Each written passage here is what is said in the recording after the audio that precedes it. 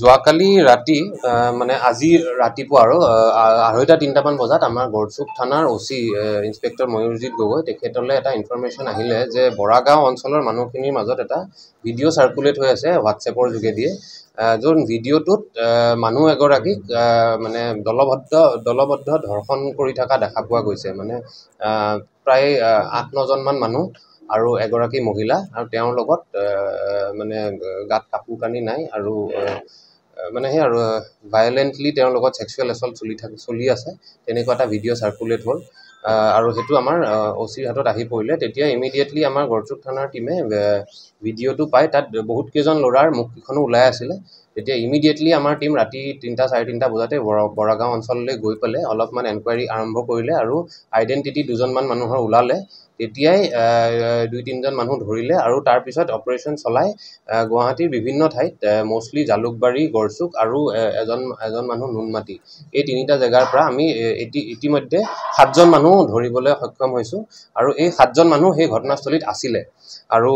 preliminary এনকুৱাৰীত যোনটো বস্তু আমি গম পাইছো যে ঘটনাটো সংঘটিত হৈছিল 17 নৱেম্বৰ সেই সময়ত ৰাস মহোৎসৱ চলি আছিল আৰু এই গুটি কিটা লৰা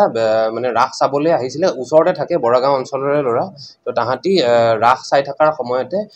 নিজৰাপাৰ বৰাগাঁও ওচৰত আছে নিজৰাপাৰ বুলি জায়গা এটা তাতে দুৰ্গা মন্দিৰ এটা আছে অলপ পাহাৰৰ ওপৰত দুৰ্গা মন্দিৰটোৰ ওচৰলৈ গৈছিল কিছুমানে মদ খাবলৈ গৈছিল কিছুমানে কিবা ড্ৰাগছ খাবলৈ যোৱা বুলি কৈছিল আৰু লগতে এজন লৰাই মহিলা এগৰাকীক লৈ আহিছিল তালে আৰু গোটেই কিজনে মিলি পেলে মহিলা গৰাকীৰ লগত সেক্সুৱেল এছল্ট কৰিলে আৰু গ্যাং ৰেপ কৰিলে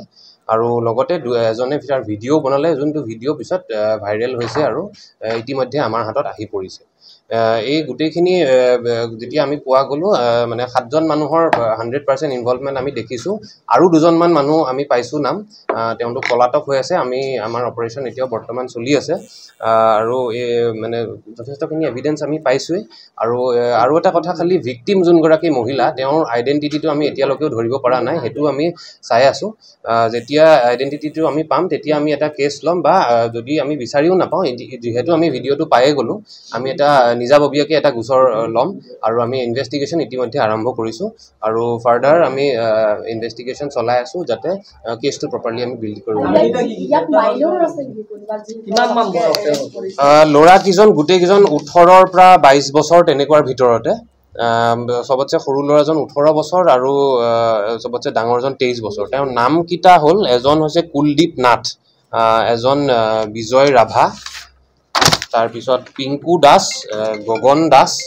সৌৰভ বড়ো মৃণাল ৰাভা আৰু দীপাংকৰ মুখিয়া এই গুটেই কিজনে জালুকবাৰী তেতেলিয়া আৰু বৰাগাঁও এখিনি অঞ্চলতে বসবাস কৰে আৰু বিভিন্ন ধৰণৰ কাম কৰে যেতে কোনোবাই কৈছে তেওঁলোকে ৰাস্তাৰ পিডব্লিউডিৰ লেবাৰ কাম কৰে কোনোবাই ডেলিভাৰী বয় তেনেকুৱা টাইপৰ কাম কৰা লৰা এই গুটেই মূল মাষ্টাৰমাইণ্ড হিচাপে কোন আছিল এই মাষ্টাৰমাইণ্ড হিচাপত মানে যোনে মানে সেক্সুৱেল হেৰাসমেন্ট সেক্সুৱেল এছল্ট কৰা বুলি কৈছে মানে যোনটো আমাৰ পেনিট্ৰেটিভ সেক্সুৱেল এছল্ট যোনে কৰিছে সেক্সুৱেল ইন্টাৰকোৰ্স যোনে কৰিছে তাৰে 3জনৰ নাম আমি পাইছো তাৰে এজন আমাৰ হাতত আছে আৰু দুজন আমি আইডেন্টিফাই কৰিছো আৰু বাকি যোনজনে ভিডিঅ' কৰিছিলে তেওঁকো আমি পাইছো আমি এক্স্যাক্টলি কোনে কি কৰিছিল হেতু এটা ক'ব বিচাৰা নাই কিন্তু গুটেখিনি ইনভলভমেন্ট আৰু গুটেখিনি এভিডেন্স আমি অলৰেডি ইতিমধ্যে পাইছো আৰু এটোৰ লগত মানে আমি যেতিয়া গোচৰটো আমি ৰুজু কৰিম তেতিয়া গ্যাং ৰেপৰ সেকশনসও থাকিব আৰু আইটি এক্টৰ সেকশনো থাকিব কাৰণ এটো এটা অশালীন ভিডিঅ' এটা যেহেতু শেয়াৰ কৰিছে আৰু মই এই সংবাদ মাধ্যমৰ দ্বাৰা এটো জনাব বিচাৰিছো যে কোনোবাই যদি এনেকুৱা ভিডিঅ' পাইছে ওপৰৰ পৰা আহিও যাতে পৰিছে কোনেও যাতে ফাৰ্দাৰ এটো শেয়াৰ নকৰে কাৰণ এটো এটা মহিলা এগৰাকীৰ প্ৰাইভেচিৰ কথা হেকাৰণে আমি কোনোবাই যদি পঠায়ো কাৰণ এনেকুৱা ধৰণৰ ভিডিঅ' শেয়াৰ কৰাটো এটা অপৰাধ আৰু কোনেও যাতে এটো শেয়াৰ নকৰে কেজন পলাতক হৈ আছে এতিয়া বৰ্তমান আমি দুজনৰ নাম পাইছো কিন্তু ফাৰ্দাৰ ইনভেষ্টিগেশ্যন আৰু যদি ওলাই তেতিয়া পিছত কেনেকৈ উপস্থিত হৈছিল তাৰে ভিতৰত এজনে এই ছোৱালীজনীক লৈ আহিছিল মানে এইটো অঞ্চলতে বৰাগাঁও জালুকবাৰী এইটো অঞ্চলতে থাকা বুলি আমি গম পাইছো ইতিমধ্যে আমি হেকাৰণে লোকেলি অলপ এনকুৱাৰী কৰি আছো তেওঁ ছোৱালী মহিলা গৰাকী এখিনতে থাকে কিন্তু এক্স্যাক্টলি ক'ত থাকে নাজানো কিন্তু মানুহে দেখা পাই থাকে আৰু মানে তেওঁলোকে মানে কনসেনচুৱেলি আহিছিলে একেলগে ফুৰিব অহাৰ নিচিনাকৈ আহিছিলে যিটো কৈছোঁ ৰাস চলি আছিলে ৰাস চাম বুলি লগত লৈ আহিছিলে আৰু এজন যোনজন মানুহ তেখেতৰ ঘৰলৈকে লৈ আহিছিলে তাৰপিছত ঘৰৰ পৰা গৈ পেলাই সেই লোকেশ্যনটোলৈ গৈছিলে য'ত বাকী কেইজন ল'ৰাকো মাতি দিলে তেতিয়া এই ঘটনাটো সংঘটিত মুছলমান সম্প্ৰদায়ৰ মহিলাবোৰ জানিব পৰা গৈছিল যি সমস্যা ঘটনাটো সংঘটিত হৈছিল তেতিয়া